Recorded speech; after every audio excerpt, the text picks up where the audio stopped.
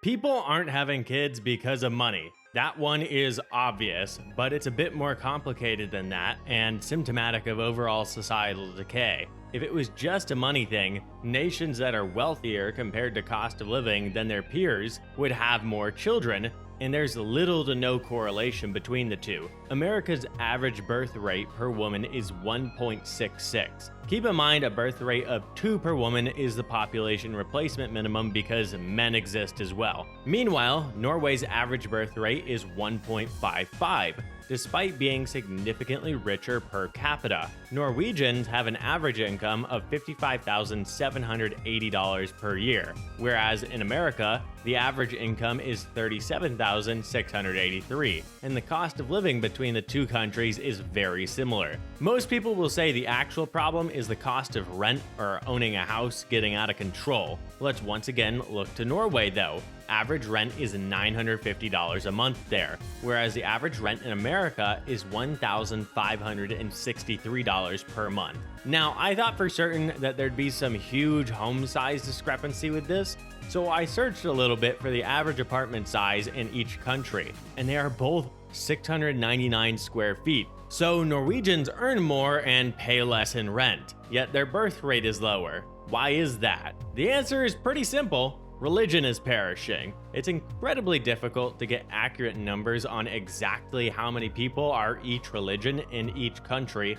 because all of the data is extrapolated from surveys, which give wildly different results each time they're done, meaning they're bad science. But that said, they are the best I've got for this. According to Pew Research, in 1960, 91% of Americans identified as Christian, and today, 83% identify as Christian. Whereas Norway, depending on the study, is 31 to 72%, pretty big spread there, agnostic or atheist. The other problem with surveys is there's no real controls. Basically, if someone feels Christian or feels atheist, that's what they would say, rather than if they actually act Christian or act atheist. For instance, in the 1960s in America, you wouldn't see churches that look like this, but today they're everywhere. So what is considered a Christian today would not have been considered a Christian in the 1960s. So the term doesn't even mean the same thing anymore. And if you aren't Christian, you might not understand why Christians have more kids than atheists. There's multiple reasons, but I'll keep it simple. In Genesis 9:1 it says,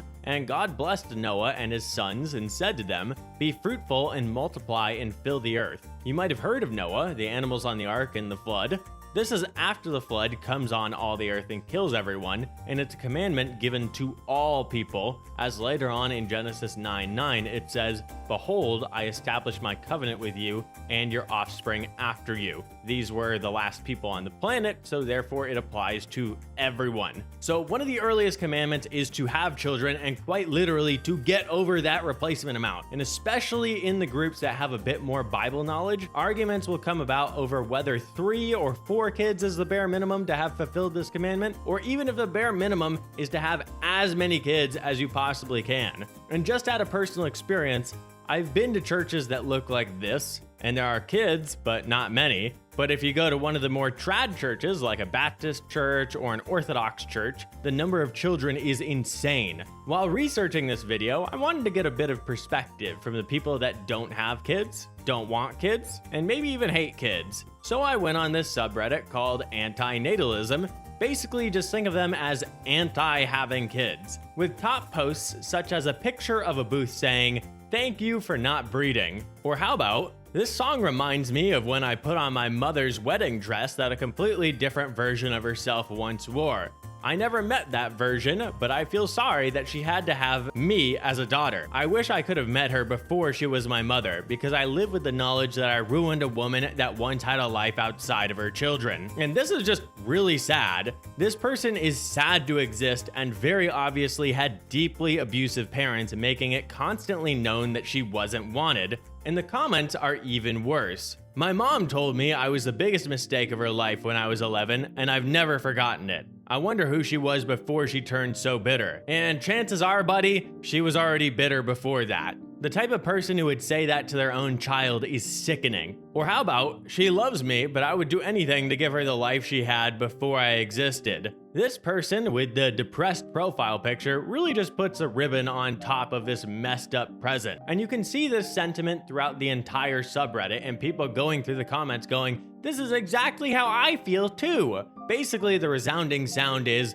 "Life is suffering, and I just wish I was dead, but I care about people here, so I'm not going to do that to myself." And if we can trust these TikTok comments, an extremely abusive upbringing like they had is the cause of all of this. It's not normal to be anxious or depressed all the time. Most people don't have that, although mental illness has risen sharply in the United States from 17.8% in 2008 to 22.4% in 2024. That's a 25% increase in 16 years, and the trend has no sign of slowing down. And interestingly enough, back in 2008 in America, we actually had a positive birth rate of 2.07, despite the American economy being in the absolute gutter at the time. This leads me to believe the reason for the birth rate declining in general is societal decay rather than just money. Although money is definitely a contributing factor. Now, as this is a Christian channel, I'm going to talk about the Christian solution for this. First things first, I want it to be understood that these are instructions for other Christians.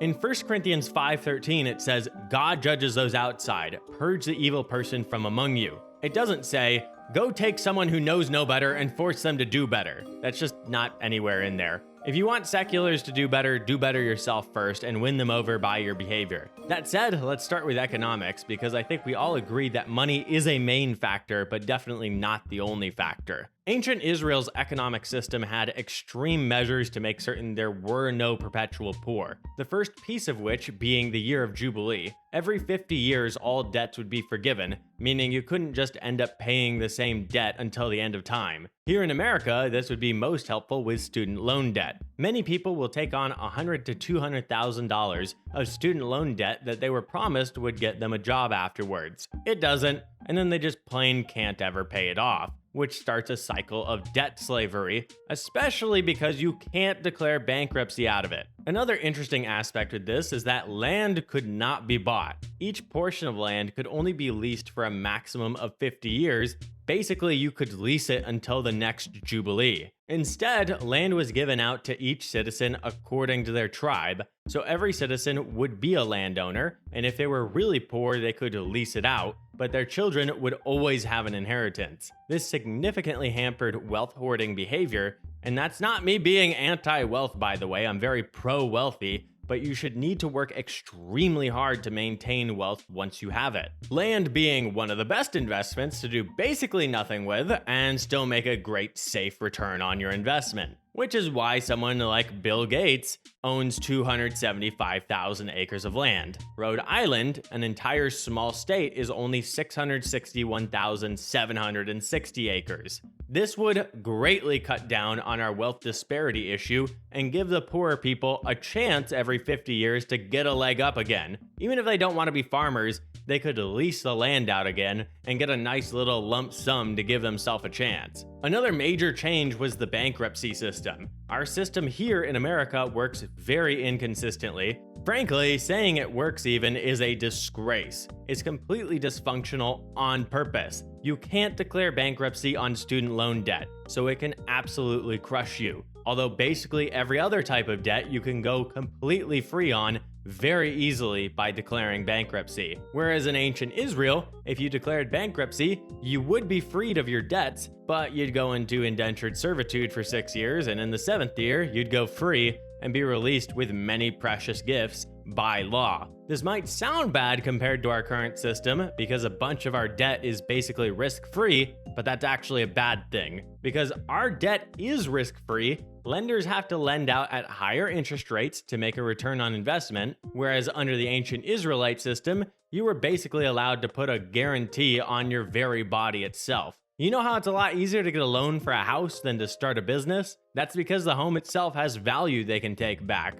Under this system, the bank could literally value your labor for 6 years, and whatever that's worth, you could pretty much instantly get approved for a loan to start a business or really do anything. Of course, that's a double-edged sword. A foolish person would very quickly find themselves in indentured servitude, whereas a wise person could use that to start a successful business from nothing much more easily than in our current system. The biggest bankruptcy difference, though, was that black box corporations didn't exist, which are inherently evil and used by the rich to steal from the poor. Basically, in America and most of the other developed world, a limited liability corporation can count as a person if properly funded. This means someone can take out a loan under a business with no personal risk. So they can pretty much gamble with other people's money that they take out on loans over and over and over with zero personal risk. I work in investment banking as my day job, and I'll constantly see acquisitions that are extremely risky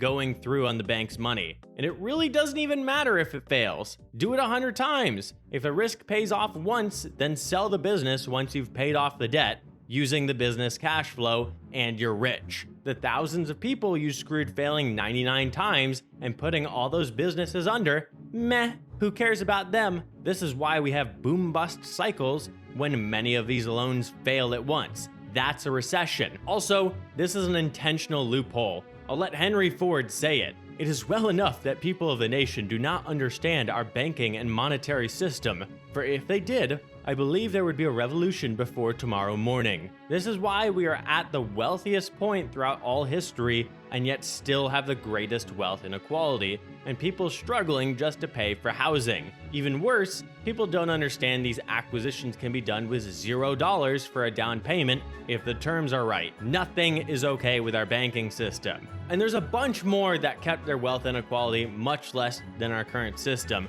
but I think I've made my point. Next up, the age of adulthood just worked completely differently. Men were allowed to sign contracts at age 13 and go to war at age 20, and women were allowed to sign contracts at age 12, although if their father was alive, he would still have the right of refusal on any contract his daughter signed the first time he heard of it. This allowed for young men in particular to start apprenticeships earlier, allowing them to have a career path ahead of them and build up money earlier, which is really important when you're barely overcoming entropy because they didn't have the same technology as we do now. And this kept men from going to war until 20, so they had 7 years to find a career path before then. Whereas in America, if you're a man failing to find a job straight out of high school, the military recruiters will try to get you to sign a 4-year slavery contract right then and there, before you have the right experience or brain development to make such a decision. The important part here, though, is a staggered entrance into adulthood and an earlier transition, rather than more years in schooling while the average American reads at the 7th to 8th grade level. There would be alternate paths for people who don't do well in schooling, but do well in other areas, such as the trades. Our current system doesn't really acknowledge that there are other intelligences other than math and language proficiency, and that's a major error. It also gives you a chance to build up some money so you don't go into debt slavery trying to go to something like college. The family unit was also significantly stronger in ancient Israel. You didn't see people get married one day and then get divorced 3 months later. And they also didn't get married just off this feeling of, you look pretty good. We've eroded our financial system to the point where it isn't even viable for most families to have one breadwinner anymore, and this adds a huge amount of stress. Basically, both need to work to make ends meet, which only makes labor even less valuable and starts a horrible financial cycle due to supply and demand. If there are more workers available, then suddenly the price of labor becomes less. While this is going on, some major pushes that I can't talk about on YouTube have gained major political ground, which are completely anti-natalist in nature. We've also reworked how retirement has worked for millennia with Social Security, forcing all young people in America to pay 12.4% of their income to all old folks, even those that didn't have children. Whereas before, the children would take care of their parents in their old age if they didn't have the money to pay for caretakers. All of this while money can now magically be burnt at the stake for a few more weeks of terrible life with our brutal healthcare system, making certain when the old folks pass, their children are left with no inheritance, which, by the way, You're gonna be more inclined to spend every last dime for more time if you think there's nothing after this versus heaven after this. This isn't me saying you should have children to take care of you in your old age, by the way. But if you don't have children and you didn't save money along the way to do so, that's your fault, not the next generation's. Instead, the next generation is being stolen from to fund the most prosperous generation there has ever been that could buy a home on a single grocery store clerk's income. But the big thing that I want to point out is an entire societal shift to see children as a burden instead of as a blessing. There's been a social media frenzy over the double income no kids movement, or DINKs for short. Basically, a married couple that won't ever have kids, and they both work their way up in their career to high-paying jobs. And pressing the stop pregnancy button has been normalized, all in the pursuit of achieving a higher level of wealth. This is quite literally child sacrifice to Mammon, the idolatrous god of money, and the fulfillment which comes from this is seen by another post on the anti-natalist subreddit. No offense, but what is the point? Are we just supposed to work and buy coffee and listen to podcasts until we die? I'm bored. The end goal in life is not happiness. It is not to maximize your personal dopamine. That is quite literally hedonism. If people really believed the end goal was happiness, they would find their happiest drug of choice and do it until it kills them. That's the best way to maximize happiness in the time you have left and minimize suffering. But there's always that little voice in the back of hedonist's mind. What if this life isn't all there is?